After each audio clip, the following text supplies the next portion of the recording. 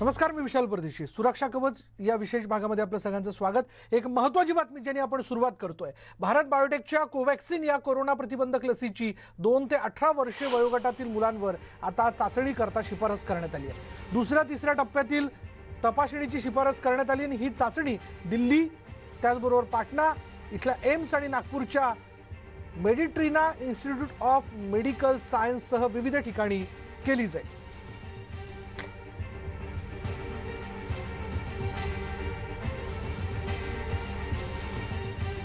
आणि याच विषयी बोलण्याकरता थेट लंडनहून आपल्यासोबत आहेत तिथल्या Covid आयसीयूचे doctor Sangram Patil. Doctor Sangram Patil, आपल्या चर्चेमध्ये आपलं स्वागत. खरं तर ही अत्यंत महत्त्वाची बातमी म्हणता येईल, जेव्हा की आपण लसीकरणाच्या एका महत्त्वाच्या टप्प्यावरती आहोत. तो टप्पा आहे 18 ते 44 वयोगटातला. आता त्यानंतर लहान मुलांसाठी काय, हा प्रश्न उपस्थित होत असताना आता लहान मुलांच्या बाबतीतही लस लवकरच पुढे येते, याकडे आपण कसं बघताय? हा खूप महत्वाचा टप्पा आहे, तुम्ही म्हटलात तसं. कारण लहान मुलांना टार्गेट करणं हे अत्यंत महत्वाचं आहे या पॅन्डेमिकच्या कंट्रोलच्या दृष्टीने. आणि हा लॉंग टर्म जो प्लॅन आहे लहान मुलांच्या व्हॅक्सिनेशनचा, हा खरं तर अनेक युरोपियन आणि मिडल ईस्ट कंट्रीजमध्ये ऑलरेडी तो सुरू झालेला आहे. आणि काही देशांनी, आता अमेरिकेत तुम्ही ऐकलंच असेल की 12+ व्हॅक्सिनेशन करायला त्यांनी मान्यता दिली आहे. म्हणजे ते आता व्हॅक्सिनेशन सुरू करतायत. UK मध्ये देखील त्याची हिवाळ्याच्या आधी मुलांना व्हॅक्सिनेट करायची तयारी सुरू झालेली आहे. इस्रायलने ऑलरेडी त्यांचे हाय रिस्क 12 ते 16 वयोगटातले मुलं व्हॅक्सिनेट केलेले आहेत आणि त्यांना सगळ्यांना चांगले रिझल्ट आलेले आहेत, सेफ्टी प्रूव्ह झाली आहे. त्या दृष्टीने भारत जो आता एक एपिसेंटर झालेला आहे कोविडचा, आणि पुढे मुलांमध्ये जर हे बदल सुरू झाले व्हायरसचे आणि ते मुलं जर टार्गेट व्हायला लागले, तर त्या दृष्टीने भारताने लवकरात लवकर व्हॅक्सिन मुलांना देणं गरजेचं आहे. आणि त्यासाठी ट्रायल अप्रूव्ह होणं ही it's a important step, major step. Doctor Sangram Patil, आपल्याला हेही बघायला मिळालं की तरुणांच्या बरोबरीने मुलं देखील कोरोनाच्या सगळ्या विळख्यात सापडताना दिसत आहेत. म्हणजे सुदैवानं खरं तर मुलांची प्रतिकारशक्ती उत्तम असल्या कारणाने फार काय त्यांच्यावरती परिणाम नाही, पण हा विषाणू म्युटेट होतोय. या दृष्टिकोनातनं ही लस केव्हापर्यंत येईल असं आपल्याला वाटतं? आणि शिवाय आपण लंडनमध्ये आहात, लंडनमधली जी लहान मुलं यांच्या बाबतीत आपण काय बघताय? ऍक्च्युली सेकंड वेव्ह आणि फर्स्ट वेव्ह याचा कंपॅरेटिव्ह स्टडी इथे एका जर्नलमध्ये पब्लिश झाला आहे. तो इंटरनेटवर देखील उपलब्ध आहे. इथे किंग्स कॉलेज म्हणून एक हॉस्पिटल आहे, तिथे त्यांनी हा स्टडी केला आणि त्यांच्या असं लक्षात आलं की या लाटेमध्ये देखील मुलं सुरक्षितच आहेत. असं काही वाढीव यांच्यामध्ये रिस्क झालेली नाही. काही ब्राझीलमध्ये फक्त रिपोर्ट्स आहेत की तिकडे मुलांना धोका झाला आणि 2000च्या वर मुलं मेली, पण तो ब्राझीलचा व्हेरियंट वेगळा आहे. ओव्हरऑल जगात कुठेही असा जास्तीचा धोका अजून झालेला नाही. परंतु ही सिच्युएशन अशीच राहील असं काही सांगता येत नाही. त्यामुळे आपण पूर्वतयारी केलेली बरी. आणि दुसरा जो तुमचा प्रश्न होता की ही लस कधीपर्यंत येईल, तर ही लस ऑलरेडी आहे. म्हणजे कोवॅक्सिनची लस आहे, फायझर ऑलरेडी अप्रूव्ह झालेली आहे. ॲडल्ट मधलीच लस मुलांना दिली जाईल, कारण व्हायरस तोच आहे तर लस बदलणार नाही. ते फक्त टेस्टिंग करून त्याची सेफ्टी एफिकसी प्रूव्ह होणं गरजेचं आहे. आणि ती देखील आता वेस्टर्न कंट्रीजमध्ये फायझर, ऑक्सफर्ड यांच्या ऑलरेडी याचा बऱ्यापैकी प्रूफ एस्टॅब्लिश झालंय. ऑक्सफर्डची आता फेज 3 ट्रायल UK मध्ये चाललेली आहे मुलांसाठी. मला वाटतं 7 ते 16 वर्षाच्या मुलांसाठी सुरू आहे. नोवावॅक्सची ट्रायल सुरू आहे. सगळ्यांचेच ट्रायल्स त्याच लशीवर मुलांसाठी ट्राय केल्या जात आहेत आणि बऱ्यापैकी पॉझिटिव्ह रिपोर्ट्स आहेत. त्यामुळे लस उपलब्ध आहे. भारतात एक खबरदारी आपल्याला एक घ्यावी लागेल की पूर्वीचा आणि अनुभव जो आहे आपला, की आपण भारतातल्या लशींवर ॲडल्टचं व्हॅक्सिनेशन त्यांच्यासाठी वाट बघितली. बाहेरच्या ज्या लसी आहेत फायझर वगैरे याकडे लक्ष दिलं नाही. त्यामुळे आपल्याला आता तुटवडा जाणवतोय. तर हा मुलांच्या बाबतीत होऊ नये. म्हणजे जरी कोवॅक्सिनचा आता ट्रायल सुरू झालंय, तरी कोवॅक्सिनच्या ट्रायलची आपल्याला रिझल्टची वाट बघण्याची गरज नाही.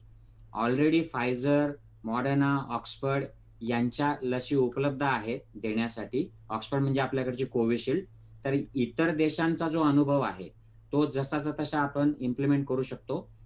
आपल्याला पुन्हा त्याची टेस्ट करायची गरज नाही. जशी बहुतांश औषधं, कॅन्सर, HIV हे आपण सरसकट वापरतो, यांची पुन्हा आपल्या देशात टेस्ट करत नाही. तर तसं आपण इमर्जन्सी मुलांना कव्हर करण्यासाठी हे व्हॅक्सिन्स वापरू शकतो. आणि ऍट द सेम टाइम कोवॅक्सिनची ट्रायल ही चालू राहणार देशामध्ये. त्यांचे जर इनिशियल चांगले रिझल्ट आले, इंटरिम रिझल्टचा आढावा घेऊन आपण ते व्हॅक्सिन सरसकट मुलांना द्यायला सुरुवात करू शकतो. त्यामुळे व्हॅक्सिन हे उपलब्ध आहे. We just need to assess and start offering it to children.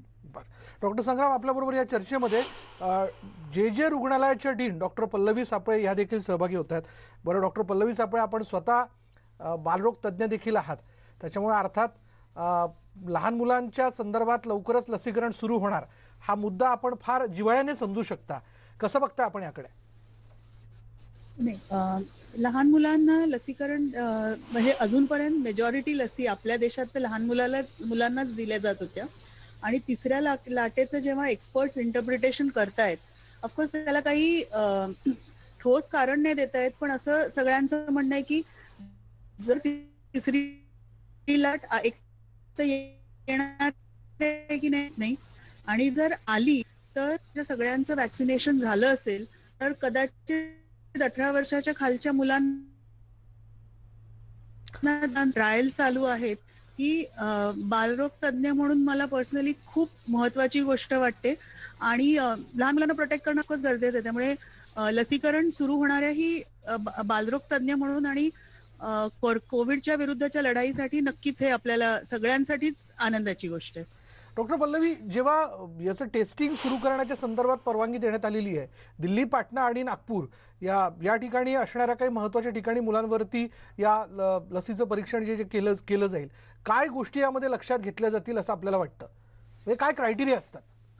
नाही, आम्ही जेव्हा लहान मुलांचा विचार केला जातो ना, त्यावेळी एकतर आधी 12 वर्षापर्यंतच बाल वयोगट समजलं जायचं. पण नंतर लक्षात आलं की 12 ते 18 मधला जी मुलं आहेत, आम्ही इंग्लिशमध्ये एक शब्द वापरतो की अडल्ट्रेशन ऑफ चिल्ड्रन असं होऊन जातं. कारण का ते धड अडल्ट नसतात, धड लहान नसतात आणि त्यांचं ते वाढायचं वय असतं.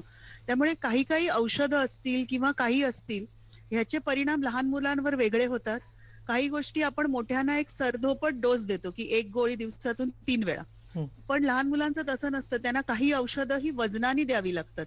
म्हणजे 10 किलो वजन असेल तर वेगळं डोस असतो, 20 किलो असेल तर वेगळं. त्यात वाढ असल्यामुळे पहिल्या महिन्यातली मुलं खूप लहान असतात, सगळे ऑर्गन्स ग्रो होत असतात. त्याच्यानंतरची मुलांची एक प्रकारची वाढ असते, मग पौगंडावस्थेत एक वेगळी वाढ असते. त्यामुळे त्यावेळी काहीतरी औषध दिलं तर त्याचा कुठल्या ऑर्गन्सवर परिणाम होईल. त्यामुळे लहान मुलांना अडल्टचा म्हणजे मोठ्या लोकांचा डोस किंवा मोठ्या लोकांची औषधं अशी सरधोपट देता येत नाहीत की मोठ्याला 1 गोळी देतोय तर लहानाला अर्धी द्यावी. मग लहान मुलात ट्रायल्स होणं गरजेचं आहे, पण शेवटी ते आपलं फ्युचर आहे. त्यामुळे त्यांच्यावर प्रयोग नाही करतायत. त्यामुळे कुठलीही गोष्ट पहिल्यांदी मोठ्यांवर केली जाते. मोठ्यांवर मोठ्या संख्येत आता लसी जर आपण पाहिलं तर जवळजवळ कितीतरी कोटी लसी देशभर जगभर दिल्या गेल्यात. त्यामुळे आता आपल्याला बराच आपल्याकडे डेटा आहे की कितीतरी अडल्ट्सना हा डोस दिलेले आहेत, साईड इफेक्ट नाही आहेत. मग आता एथिकली आपल्याला परवानगी मिळते की लहान वयातल्या मुलांवर पण हे करावं. त्यामुळे हे टेस्टेड असतं आणि मग हे लहान मुलांवर होतं की काही वेगळ्या गोष्टी तर होत नाहीयेत ना. त्यामुळे लहान मुलांवर ते बघावं लागतं आणि सुरुवातीला ते 12 वर्षाच्या पुढचं करणार आणि त्याच्यानंतर 2 वर्षांच्या वरचं. बरं, मला डॉक्टर संग्राम यांच्याकडे जायचं आहे. डॉक्टर पल्लवी, ते लंडनहून आपल्या बरोबर आहेत. डॉक्टर संग्राम, एक सायंटिफिक टर्म आहे, मला त्याचा अर्थ आपल्याकडनं जाणून घ्यायचा होता. इम्युनोजेनिसिटीचं मूल्यांकन म्हणजे काय? ह्या ज्या टर्म्स आहेत, खरं म्हणजे मला आनंद होतोय की हे सगळं आपण आपल्या प्रसार माध्यमांमधून चर्चा करतो. इम्युनोजेनिसिटी, इम्युनोब्रिजिंग या टर्म्स खूप महत्वाच्या आहेत.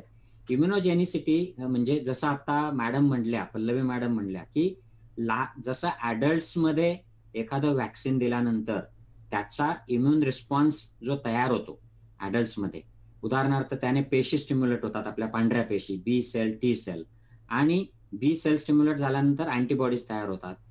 तर याला किती प्रमाणात, किती याचं मेजर आहे, किती दुप्पट त्या स्टिम्युलेट झाल्या किंवा 10 पट स्टिम्युलेट झाल्या, तर दॅट इज मेजर ऑफ इम्युनोजेनिसिटी. ते म्हणजे ती जो वॅक्सिनचा डोस आहे तो इम्युनोजेनिसिटीमध्ये तो मेजर करतात. आणि जर तो तसा इम्युनोजेनिसिटी त्याची प्रोड्यूस करत असेल, त्याचा इम्युन इफेक्ट प्रोड्यूस करत असेल, म्हणजे तो त्यांना इफेक्टिव्हली प्रोटेक्ट करेल असं आपण ॲज्युम करतो.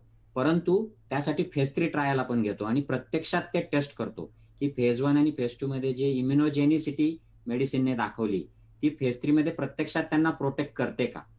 तर हा त्याचा फेज 3 ट्रायल असतो आणि मग ते अप्रूव्ह होतं आणि आपण त्याला द्यायला सुरुवात करतो.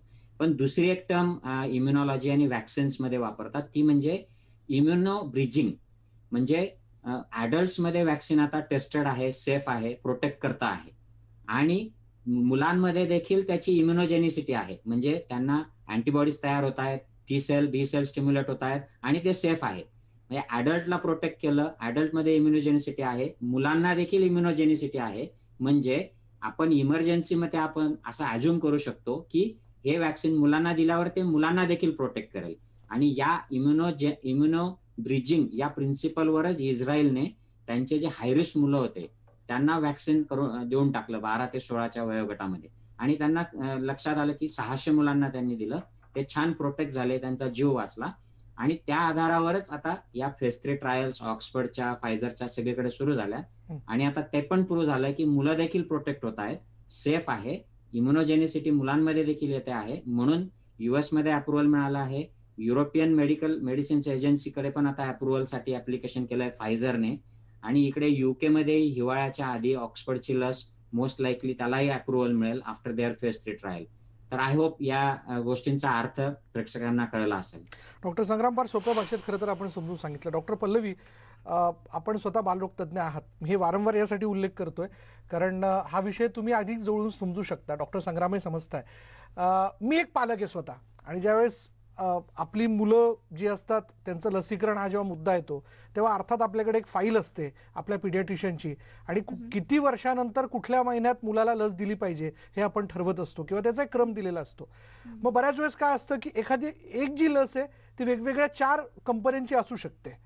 एक साधा भोळा भाबडा प्रश्न आहे पालक म्हणून माझा, जो सगळ्यांचा असू शकेल, की यापुढे कुठल्याही कंपनीची लस, म्हणजे जेव्हा ठरतंय की आता लस मुलांना दिल्या जाऊ शकते, तर मग स्पुटनिक, फायझर किंवा तत्सम कुठल्याही कंपनीची लस आपण मुलांना देऊ शकतो का? त्या लसींचं जसं आपल्या देशात कुठलेही लस किंवा औषध द्यायचं असेल तर DCGIची परवानगी लागते, त्यांचं ऑथरायझेशन लागतं. आणि ते परवानगी कुठल्या धर्तीवर देतात की ट्रायल झाल्यात की नाही, किती संख्येवर ट्रायल झाल्यात. कधी कधी ते हे अट घालतात की ती ट्रायल भारतीय वंशाच्या लोकांवर भारतात किंवा परदेशात झाली आहे का. पण यावेळी कोविडचं असं आहे की आपण आधी एकदा लसीवर बोलताना म्हटलं होतं की ह्याच्या आधी सर्वात कमी वेळात तयार झालेली लस आहे ती गालगुंडाची लस आहे, जिला 4 वर्ष लागली होती. जर आपण असं थांबत राहिलो तर कोविड कुठल्या कुठे जाऊन पोचेल, 4 वर्ष किंवा 8 वर्ष थांबलो तर, किंवा कोविड निघूनही जाईल. त्यामुळे त्याचा काही अर्थच तेव्हा राहणार नाही आणि तोपर्यंत कितीतरी जीव गेले असतील.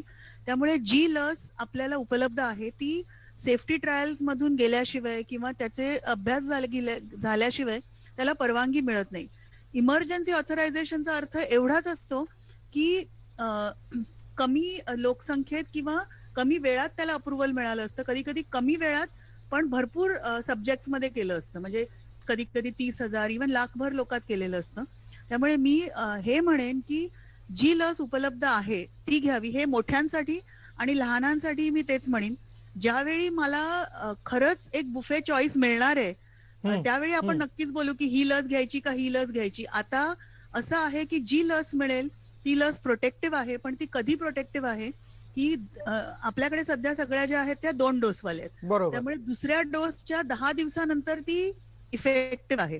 त्यामुळे लवकरात लवकर जेव्हा संधी मिळेल नियम आपापल्या भागातल्या शासनाच्या नियमाप्रमाणे त्यावेळी जी लस मिळेल ती घ्यावी. ज्यावेळी आपल्याकडे खूप चॉईस होईल तेव्हा आपण नक्कीच अजून एक कार्यक्रम करू की कुठलीही निवडावी. डॉक्टर पल्लवी, फार पुढला प्रश्न विचारला आपल्याला, पण मला असं वाटतं की जसं मुलांना अमुक एका शाळेत घालायचं आणि तमुक एका पॅटर्न मध्ये टाकायचा, हा जो एक चॉईस खरं तर पालकांनी सुरुवातीपासून ठेवलेला असतो, तसा कदाचित या लसींबद्दलच्या परिणामकारकता या विषयाला घेऊन खरं तर पालकांनी आतापासूनही चर्चा केली असेल किंवा सुरू असेल की आमच्या मुलांना आम्ही हीच लस देऊ. त्यामुळे डॉक्टर पल्लवी यांनी जसं सांगितलं तसा विशिष्ट एका लसीचा आग्रह धरू नका.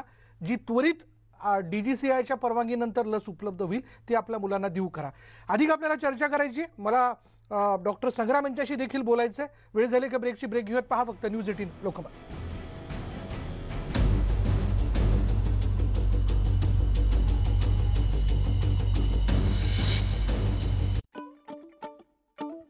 सारखं होत आहे बफर. फास्ट बॉलर वाटतोय स्पिनर. या सुपर फास्ट वायफाय साठी काय करायचं? जिओ फायबर घरी आणायचं. जादूच्या डब्याचं मॅजिक पाहायचं. मिळवा 1 Gbps स्पीड इंडियाच्या फास्टेस्ट जिओ फायबर वर. आता घरोघरी जिओ फायबर. माझा भरोसा लायझॉल, जो मारतो कोविड-19 पसरवणाऱ्या कोरोना व्हायरसला फक्त 30 सेकंदात आणि 99.9% जर्म्स देखील. लायझॉल, सवय निरोगी घराची. आर्यन, इट्स नारियल पानी टाइम। माँ, आजकल ये धूल मिट्टी और प्रदूषण के कारण फल और सब्जियों पर काफी बुरा असर होता होगा ना, पर शायद नारियल पानी पर नहीं होता होगा, है ना? Yes Aryan, you right. नारियल ऐसा फल है जिसके पानी पर धूल मिट्टी प्रदूषण का कोई असर नहीं होता, क्योंकि पानी नारियल के अंदर सुरक्षित रहता है, इसीलिए वो शुद्ध होता है। जैसे अपना द कुटे ग्रुप का तिरुमाला कोकोनट ऑयल, जो केरला के खास चुनिंदा नारियलों से बना है।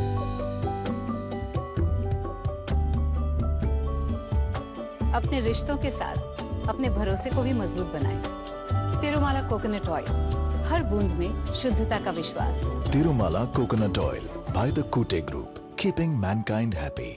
आई, टॉयलेट आहे ना.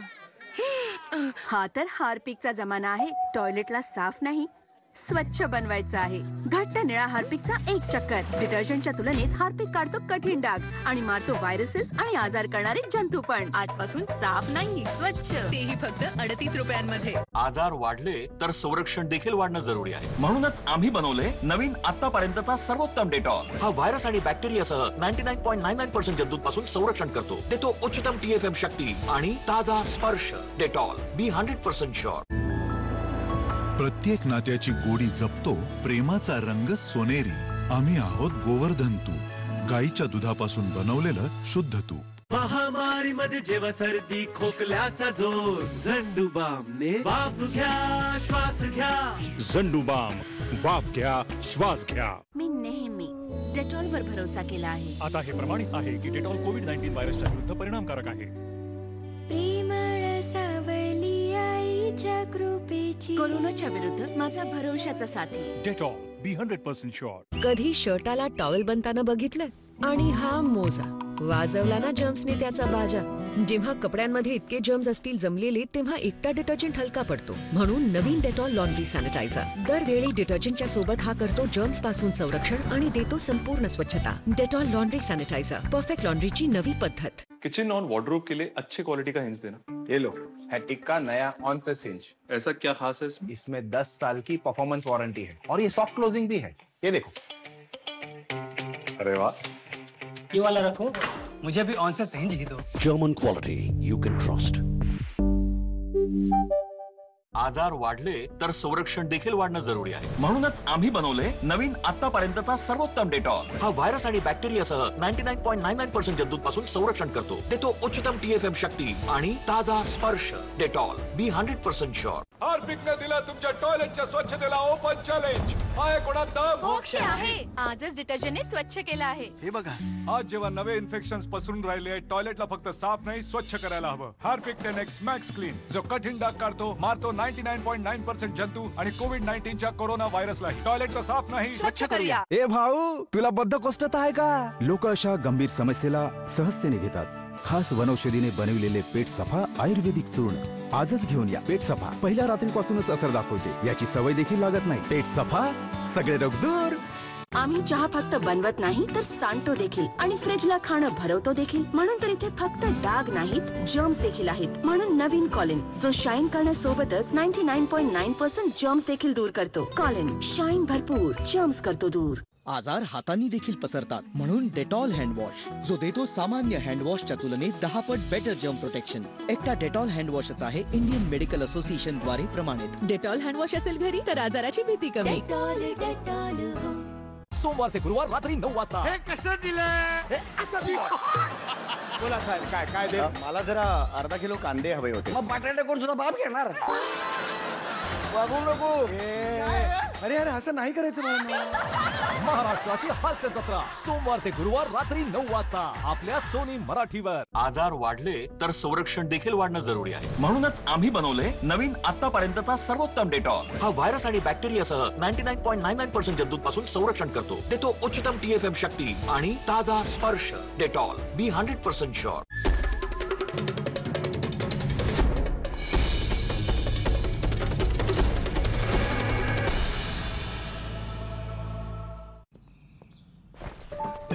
अगं आता हे हार्पिक कशाला? आपला विकी आजारी पडला. 5 दिवस स्कूलमध्येही गेलो नव्हतो. आणि त्याच्यावर डॉक्टर आणि औषधाचा देखील खूप खर्च झाला का? कारण की साबण पाणी करतं फक्त वरची स्वच्छता, परंतु घट्ट निळा हार्पिक मारतं 99.9% आजार करणारे जंतू, दूर करतं कठीण डाग आणि बनवतं टॉयलेटला चकचकीत शानदार. 38चा हार्पिक आपल्या कुटुंबाला देतं टॉयलेटच्या किटाणूंपासून सुरक्षा. किटाणूंपासून फक्त त्यांना आहे भीती ज्यांना नवीन मॅक्स क्लीन फ्लोर क्लीनर विषयी नाही माहिती. हे आहे फरशीच्या कोविड व्हायरसवर 99.9% प्रभावी. विप्रो मॅक्स क्लीन फक्त क्लीन नाही करते जर्म क्लीन. नवीन डेटॉलने तर एकदम फ्रेश करून टाकलं. आतापर्यंत सर्वोत्तम डेटॉल. हा व्हायरससह 99.99% जंतूंपासून संरक्षण करतो आणि देतो जबरदस्त ताजा स्पर्श. डेटॉलला आतापर्यंतचा सर्वोत्तम म्हणण्याची सर्वांची आपली कारण आहेत. आपले काय आहे? डेटॉल बी 100% शुअर. ही फरशीच असते आमचं पहिला प्लेग्राऊंड. आजारपणही ह्याच फरशीतून घरात येतात. सामान्य डिटर्जंट आणि फिनाईल ना सर्व डाग स्वच्छ करतात ना त्याच्यात लपलेले किटाणू. म्हणूनच डिटर्जंट आणि फिनाईलच्या अर्धवट स्वच्छतेपेक्षा मी निवडते लायझॉलची संपूर्ण स्वच्छता. फक्त लायझॉलच हट्टी डाग पूर्णपणे काढतो आणि 99.9% जंतूही मारतो. लायझॉल सवय निरोगी घराची.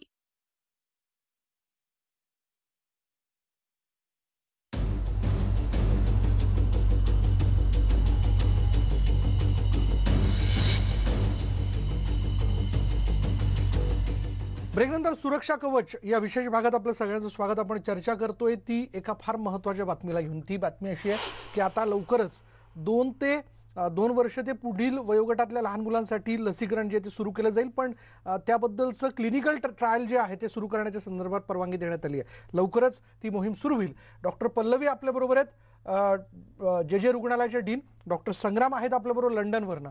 डॉक्टर संग्राम, मला आपल्याकडे यायचं आहे.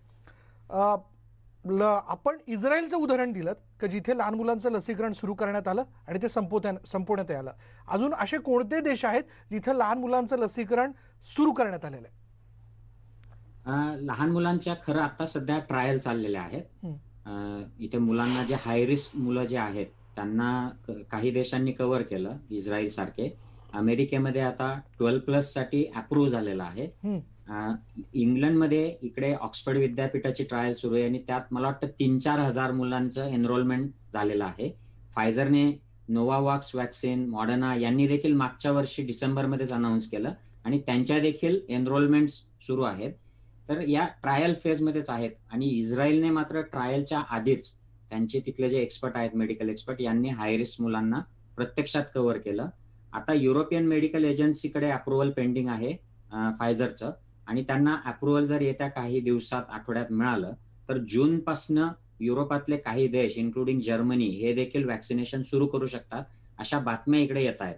तर हे म्हणजे तयारीत आहेत की पुढचा हिवाळा आणि सप्टेंबरचं जे स्कूल सुरू होतात इकडे टर्म्स, त्याच्या आत मॅक्सिमम जे मुलं आहेत 12 वयाच्या वरचे यांना कव्हर जर केलं गेलं तर त्यामुळे ज्या पुढच्या लाटी येतील त्यातून मुलं प्रोटेक्ट होतील. आणि काही वॅक्सिनच्या ट्रायल या 5 वर्ष वयोगटापर्यंतच्या सुरू झालेल्या आहेत. 5 वर्षाच्या खाली मात्र कुठलाही वॅक्सिनच्या कंपनीने ट्रायलला सुरुवात केलेली नाही. तर हे दिस इज ट्रायल फेज, म्हणजे अजूनही सुरुवातच आहे. ही व्यापक प्रमाणात वॅक्सिनेशन अजून सुरू झालेलं नाही, मात्र ते होईल येत्या 1-2 महिन्यामध्ये, तशी अपेक्षा आहे. मला जाता जाता जायचं डॉक्टर पल्लवी सापळे यांच्याकडे.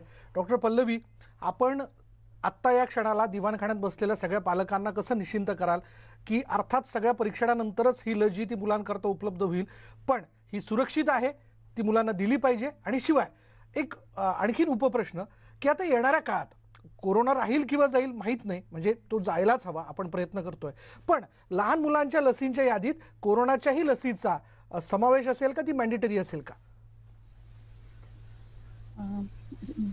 शेवटचा प्रश्न आधी घेते की ते आपल्याला माहीतच नाहीये की ही लस मॅन्डेटरी असेल की पुढे राहील. उदाहरणार्थ स्वाईन फ्लू, ज्याला H1N1 जो फ्लू होता, त्याची लस निर्मित झाली, पण आपल्या देशात तो त्याचा तेवढा फैलावच झाला नाही. आणि मला आठवतं की त्या लसी आल्या होत्या पण त्या घ्यायची गरजच पडली नाही आणि लसीशिवायच आता H1N1 हा एक प्रकारचा सीझनल आजार होऊन राहिलेला आहे. स्वाईन फ्लूचे रुग्ण किंवा तो पूर्णपणे तो व्हायरस जगातून गेला नाहीये, पण तो वर्षातून एकदा थोडेसे रुग्ण येतात, त्यामुळे कॉस्ट बेनिफिट नाहीये, त्यामुळे त्याचं लसीकरण आता होतच नाही. त्यामुळे अशा काही लसी आहेत किंवा स्मॉलपॉक्सची जी लस होती ती देवीची, ती तर आता जगातून गेली आहे. कोरोनाची लस मॅन्डेटरी राहील का माहित नाही. कोरोना कसा वागतोय आपल्या, अजून आपण ह्या एक व्हेरियंट्स बद्दल बोलतोय, ह्याचा आपल्याकडे काही पुरावा नाहीये. पण फॉर एक्झाम्पल एक इन्फ्लुएन्झाची लस आहे जी अमेरिकेत खास करून सिनियर सिटीजनना दिली जाते. तर तो इन्फ्लुएन्झा व्हायरस दरवर्षी बदलते आणि ती घ्यावी लागते. त्यामुळे कुठलं रूप घेते, कशी रूप घेते हे आपल्याला माहित नाही. आपल्याला ही दुसरी लाट लवकरात लवकर पार करायची आहे. ते फक्त आपल्या हातात नाहीये, कोरोनाच्या हातात देखील आहे. जशी पहिली लाट अगदी जादुई पद्धतीने सप्टेंबरमध्ये आपल्या महाराष्ट्रातून आधी गेली आणि सगळीकडून, तसं ते होऊ शकतं. हे एक. आणि तुम्ही जे म्हटलं घरी जे आहेत त्यांना आपण मगाचाच प्रश्नाचं मी थोडं एक्सटेंड करून सांगेन की तुम्ही एखादी लस निवडाल कारण का ती 95% इफेक्टिव्ह आहे. पण हे तुम्हाला नाही माहिती की तुम्ही 95% त्या ब्रिलियंट शाळेत गेलेल्या 95% मुलात आहात का 5%. आणि दुसरी लस 60% असेल, पण तुम्ही सुदैवानी त्या 60% पॉप्युलेशन मध्ये असाल ज्यांना ती इफेक्टिव्ह होणार आहे. त्यामुळे लसीची निवड करताना मी नक्कीच तुम्हाला सांगेन कुठली निवडायची, पण आज मी सांगेन जी जेव्हा उपलब्ध होईल तेव्हा लवकरात लवकर घ्यावी आणि तुमचा कोर्स पूर्ण करावा. त्यामुळे लहान मुलं मोठं सगळ्यांसाठी ती सध्या तरी सुरक्षित आहे. आणि अजूनपर्यंत आपल्याला जी आकडेवारी दिसली आहे ती लस घेतलेल्या लोकात मृत्यूदर जवळजवळ नगण्य आहे. लस घेतलेल्या लोकात कोरोना होतो. एक लक्षात घ्या की ती आपल्याकडे ज्या लसी आहेत ते 70% इफेक्टिव्ह आहेत. 100 जणांना दिल्यावर 30 जणांना कोरोना होऊ शकतो. बरोबर, त्यातली काही ठराविक टक्केवारी जी काहीतरी आपल्याला गळताना यामध्ये दिसते डॉक्टर पल्लवी. पण तुम्ही जसं म्हणालात सगळ्या पालकांना तुम्ही निर्धास्त करताय की लस आली की त्यामध्ये कुठलाही चॉईस न ठेवता लस ही आपल्या मुलांना द्या, ती गरजेची आहे. मुलांना सुरक्षित करा, कुटुंबाला सुरक्षित करा. धन्यवाद आमच्याशी बोलल्याबद्दल. आणि यानंतर या चर्चेमध्ये इथेच थांबणार आहोत. अर्थात या सगळ्या कालावधीमध्ये माणूस म्हणून माणसाची संवाद व्हायला हवा, म्हणून पालक म्हणून पालकांच्या मनातले प्रश्न विचारण्याचा हा प्रयत्न होता. उत्तरं निश्चित आपल्याला मिळाली असती. इथेच थांबूयात. पहा फक्त न्यूज 18 लोकमत.